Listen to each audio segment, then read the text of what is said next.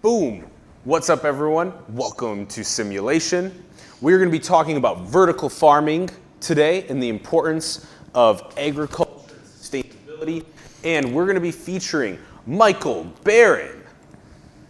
What's up, man? Hey, how's it going? Thanks for coming on to the show. Really appreciate it. You are the senior plant scientist and R&D lead with AeroFarms for the last 4 years. Correct. Awesome. And 2017 Forbes 30 under 30. Congrats. Thank you very much.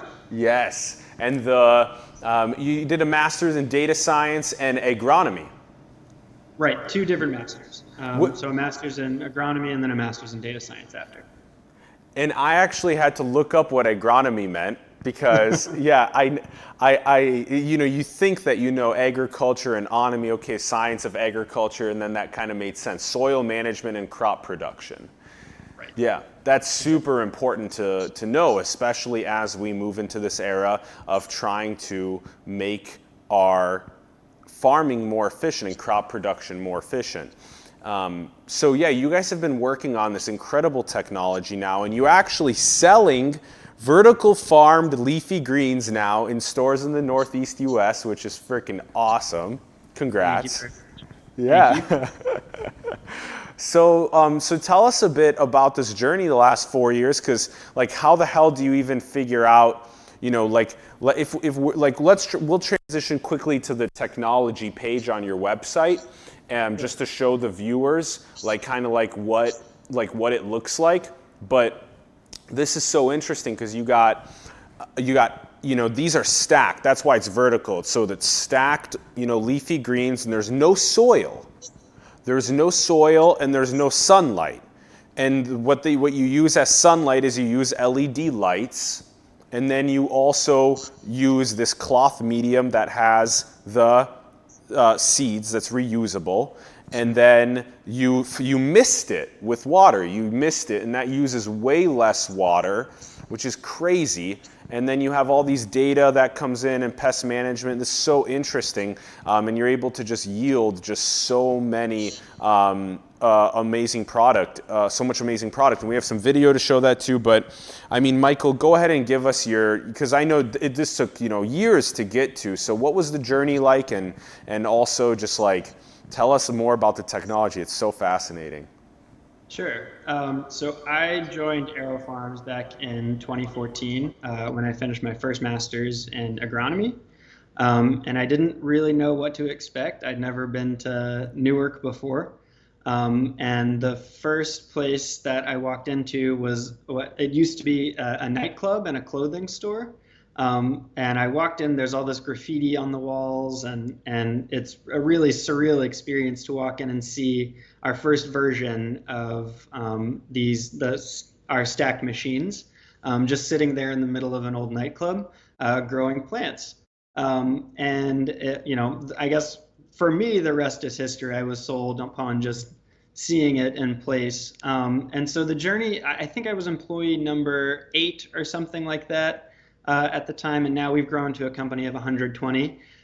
We've moved out of the nightclub, and we are in our large production facility also in Newark, but on the other side of town, in an area called the Ironbound. But yeah, that's sort of a really brief version of my story there.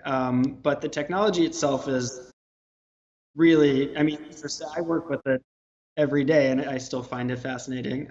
So you explained it very well. What we do is we grow plants aeroponically, and so a lot of people have heard of hydroponics, where the roots will grow in a water-based medium, and aeroponics takes it a step further in terms of optimization.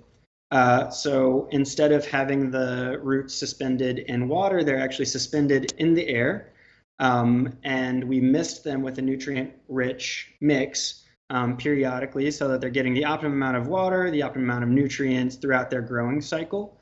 As you mentioned, we grow not in soil, but on a different substrate. It's a BPA-free cloth, which is made of recycled plastic, post-consumer recycled plastic. and it's completely reusable. So we're able to put the seeds on that, put it into our systems. The roots grow down into the solution chamber. They're misted, the plants grow. They're provided with light from the LEDs. We were able to produce more and a lot quicker than a field farm. Oh, that's so great. I love how you said that work for 4 years so fast all the time, because like you said, kind of like this step towards leveraging more effective grow mediums, and then now the aeroponics is this like next step as well. And it makes sense because are you misting from the bottom then onto the roots, or are you misting from the top? Because the LED's coming from the top, right?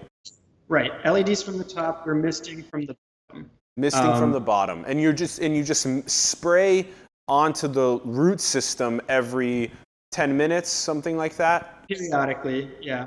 Depends on which crop, but we have tailored recipes for That's the. so interesting. The tailored recipes. So you've been able to like measure the success of growing lettuce, arugula, kale, and other leafy greens, and you're measuring the efficiency at which they grow based on the amount of water and LED that you're giving them light. Exactly right. Oh my gosh, so cool. Okay. What have been some of these interesting like discoveries? Like, how did you end up like tweaking it over time to make it better? Like, what's the the significance of making it all vertical, like vertical farming? That's to save space and to be able, yeah. But like, tell us more. Like, is it also more efficient for water, more efficient for lighting as well? And yeah, tell us about all these great. Sure. Yeah. Go ahead. Yeah. So you're exactly right. Not necessarily to save space, more space efficient, because traditional horizon, the land, it takes up. We aren't limited to the plane of growth. Machines are several levels high. So if the building is say feet tall, we can fill up that entire space with different levels of growing. So it's the same, horizontal space footprint, but we're able to grow orders of magnitude more crops per square foot, if that makes any sense, per square foot of space. Exactly, versus farmland that is only one level. Now you're growing multiple levels on above. Yeah. Right. And so when I started, everything has been in the marching towards optimization and greater efficiencies. So we have actually knocked a few days off the growing cycle and increased the amount of growth cycles we've had for years since I've been there. And we're still moving forward in that direction. Those have been huge. Whereas a typically takes about 30 to 45 days to grow leafy greens, we do it in and so what's the normal? What's the normal, and what did you guys get it down to? Sorry, yeah. So 30 to 45 days for field-grown leafy greens, and we've got it down to 2 weeks. Holy cow, you halved it. That is crazy. Yeah, and so we're also not limited by the external climate or our inclement weather conditions, since we can deliver the exact environment that the plants need and desire for their growth period. We're able to grow, much quicker and also year-round. So once one harvest is done, the next growth period can begin. A field farm is limited to a specific season, and there's no indoors. That's huge. Yeah. Now you can stuff. Quick question is, what is the temperature that you keep inside? It varies, but we control it to a set level. It's like room-ish temperature, like 70. Let's say roomish temperature. Roomish temperature. Yeah, without being able to give away any of the spoils. Yeah. Yeah. Okay, so roomish temp. So then, Then this works because you can grow this in the freezing cold, Greenland. You can grow this in the Sahara as long as you cool down or warm up, depending on your environment, the warehouse space, and then you can grow frickin' leafy greens all year long. That's so awesome. Are there other I want to ask you about the data and software side of things as well, but are there other plants that you're planning on growing? Because 2 weeks, I mean, that's a quick turnaround. So what else are you considering? Sure. We're considering a lot of different crops. There are, I think we're starting with leafy greens, and we're looking to expand. We have some variety testing now, as well as interest from outside sources looking into different crops. So we're considering everything, and figuring out what works, what doesn't, and what we should proceed with. Interesting. I wonder, isn't rice one of the largest traded commodities? Can you indoor farm rice? I don't know if we've tried rice in our systems, but actually rice is what I studied for my agronomy. Did? That's so cool. Yeah. I think it could potentially be done. A lot of development in agriculture will have to do with breeding plants for specific environments. So rice grows typically in a purely aquatic. And so there would have to be some genetic advance that would allow it to grow in our types of systems. Yeah. It's not the table entirely. It's just that we need other technologies. Yeah, I was just thinking, how would you need to tweak the AeroFarms build out the tech stack to be able to work with the different plants that you'd want to vertically farm? Sorry. Yeah. Go ahead. No, you go. Okay. I was going to say, I think the core technology would remain the same. Yeah. We just have to figure out how to tailor it to support the different structures for each kind of plant. So whereas leafy greens, you get to harvest and eat the vegetative structures. There are fruiting structures that fruit crops or tomatoes or stuff like that, that we'd have to be cognizant of going into tailoring a system to support those kind of crops. But, core technology certainly remain the same. Yep. Then with the software side of things and the data science side of things, the machine learning, what are you guys learning on that side? Because obviously you brought down the crop grow time to 14 days. So that means you definitely figured out, how often to spray, all this interesting stuff. So temperature control, the team's big now, so obviously you got probably quite a bit of people that understand how to optimize. Mm-hmm. Yeah. Tell us about some of the things you're learning that you can teach us. Sure. So we are looking at several different variables. All of our what inputs delivered when translate to a specific set of outputs. The outputs being quality and yield. And so we have sensors throughout the grow, take different measurements, be it from environmental metric to different gas meters. Yeah. And we also have nutrient solution that we're monitoring and measuring, so that we can provide nutrients needed during the growth cycle. So that's a brief set of different the different variables that we're using, but we're looking to optimize for every variable to give us the best, highest yielding product that we can. Oh man, it's so interesting thinking about the sensors for all of the different uses that you guys have in there. I mean, I'm just so fascinated by thinking about it. I want to come visit so bad. And Ron, we got a cool video that we can play as well. Played it? I've been playing them throughout the show. So Ron's been playing them throughout the show. He's way ahead of me. He's already been crushing it. So that's good that we got to show some of the video, because like when you see the scale, the humans are like ants compared to these vertical farms that go up so big, and it's really fascinating to be able to. Did we talk about where we can where you can buy the product? Well, that's what I'm about to show. Okay. Yeah, let's do that. So now we're going to transition to your Dream Greens page. Sure. Okay, so now I'm on Dream Greens. So this is, we went from aerofarms.com to dreamgreens.com. And so do you guys, I guess I got a quick brand question first. What was the reasoning behind like not calling it the AeroFarms like greens, but rather calling it the Dream Greens?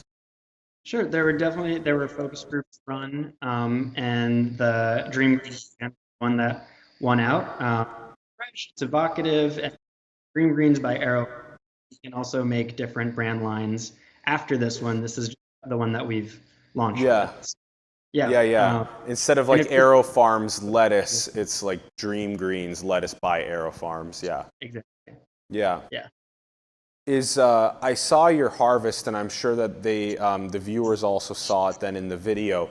The harvest looks crazy cool. It looks like you guys are automating really well.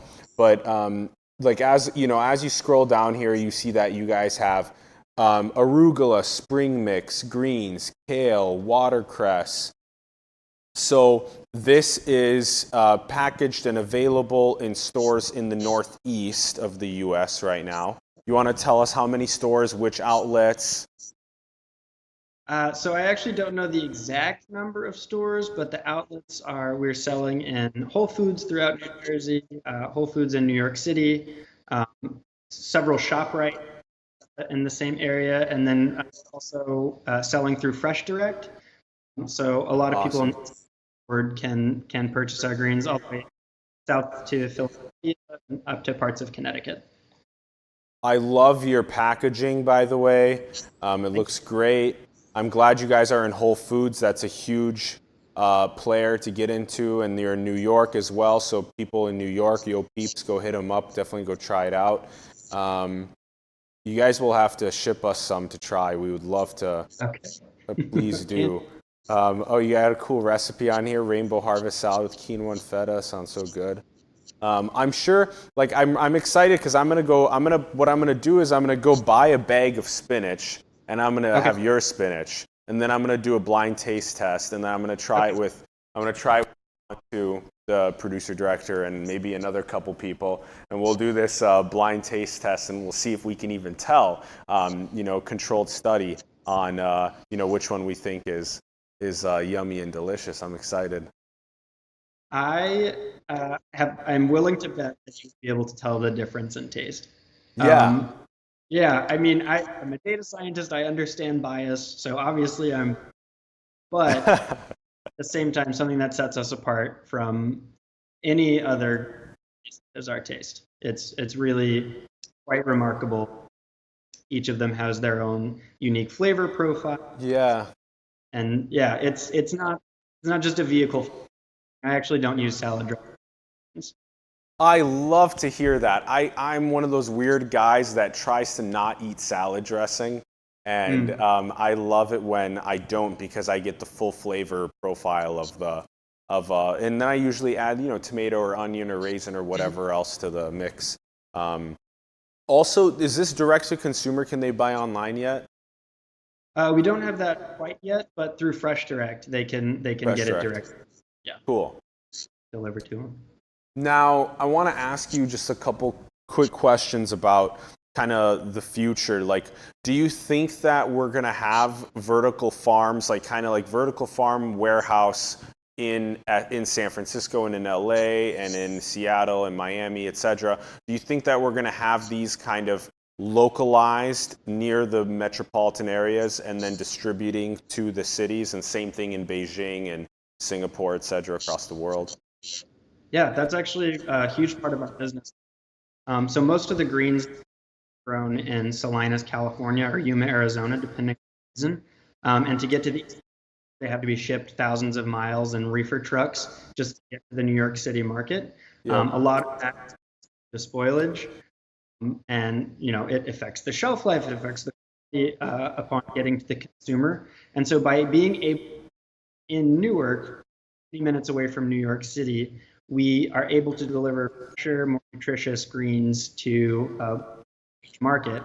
And so the idea is to get these farms next to into or next to every major city throughout the world. It might sound grandiose, but that is the goal. Awesome. I love Yeah. that. I love that vision. I'm glad you guys have that similar vision. It's a tremendous amount of energy, inefficiency to have to ship it so far in trucks. It's not as fresh when it gets there. It has a higher chance of spoilage.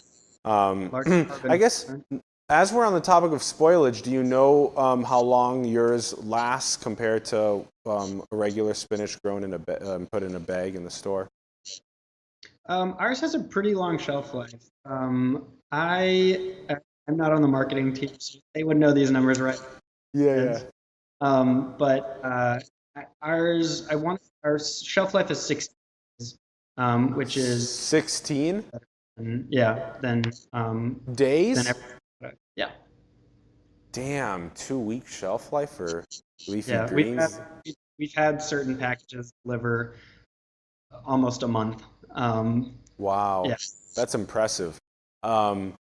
Wow, yeah, I'm really, really loving what your vision is with bringing vertical agriculture and farming to the world. I guess, we kind of asked you a bit about this too. I mean, this is going to be huge for being able to, feed the world and do it more effectively using less resources like water and even in areas that sometimes don't get light, like in the north and the very north and southern parts of the hemispheres, they don't get light during 6 months of the year. So that's also really interesting because those people can't even grow the crops at that time because there's not sunlight. Yeah, there's so many cool solutions to this. Yeah, it addresses a lot of problems. I kind of joke that my undergrad was in environmental science, and then I have my master's in agronomy and a master's in data science. So it's the only place where my degrees can work together. Yeah. Yeah. Okay, cool. I think that's pretty solid. I want to ask you maybe a couple questions on the way out that we typically ask on the show. Sure. These are some, some kind of like.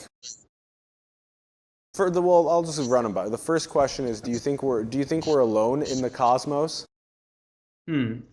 I think it would be presumptuous to say that just because we haven't identified, extraterrestrial life doesn't mean that it's not there. Um, uh, as a scientist and a general skeptic, I'm waiting until we find it. Yep. But I think I think it's hard to say yes or no either way. So I think the search is sort of my non-answer to that question. Michael, do you think we live in a simulation?